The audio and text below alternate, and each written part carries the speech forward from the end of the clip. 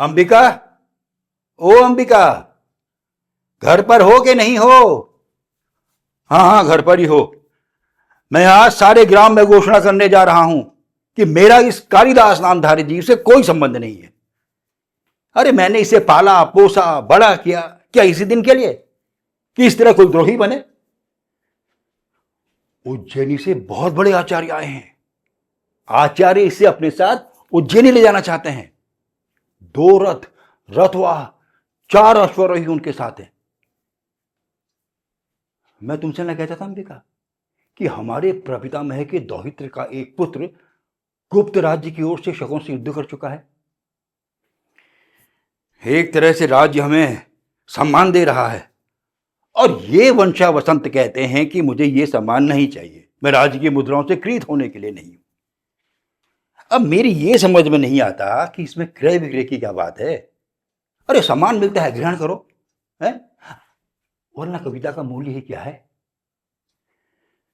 अरे जो व्यक्ति कुछ देता है, धन हो या सम्मान हो, अपना मन भी तो बदल सकता है। और अगर एक बार मन बदल गया तो बदल गया। अच्छा सोचो, सम्राट रुष्ट भी तो हो सकते हैं कि एक साधारण से कवि ने इनका सम्मान स्वीकार नहीं किया। पता नहीं इतने बड़े आचार्य को इस साधारण से कवि में क्या विशेषता दिखाई दी है? इस व्यक्ति को लोक व्यवहार तक का तो ज्ञान नहीं है और तुम लोक नीति की बात करते हो। आप एक हरिण शावक को गोदी में लिए हुए घर की तरफ जा रहे थे।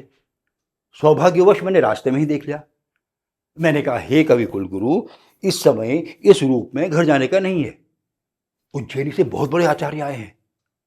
आप सुनते ही लौट पड़े, जाने रास्ते में सांप देख लिया। मैंने कहा, हे कविवर, आचार्य आपको अपने साथ उज्जैनी ले जाना चाहते हैं। राज्य की ओर से आपका सम्मान होगा। सुनकर रुककर जलते अंगारों की दृष्टि से मुझे देखा। मैं राज की मुद्राओं से क्रीत होने के लिए नहीं हूं। ऐसे कहा जैसे राज की मुद्राएं आपकी पीठ में घुली जा रही हूं, और चल पड़े। अब मेरे लिए धर्म संकट पड़ गया कि मैं अनुनय करता हुआ आपके पीछे पीछे जाऊं या अभ्यागतों को देखूं। अब ये इस निक्षेप से मैं कहकर आया था कि आप आचार्य के पास बैठे, और ये धुरीहीन चक्र की तरह घूमता घूमता मेरे पास आ गया। अब इतनी कृपा कीजिए कि वो कवि कुल शिरोमणि जहां कहीं भी हों, उन्हें ढूंढ कर लाइए। मेरा तो कर्तव्य कहता है कि कैसे भी मैं उन्हें आचार्य के सम्मुख प्रस्तुत करूं, और मन कहता है कि जहां कहीं भी मिले उनको चोटी पकड़कर घसीटता हुआ चलता हूं अंबिका मैं भी।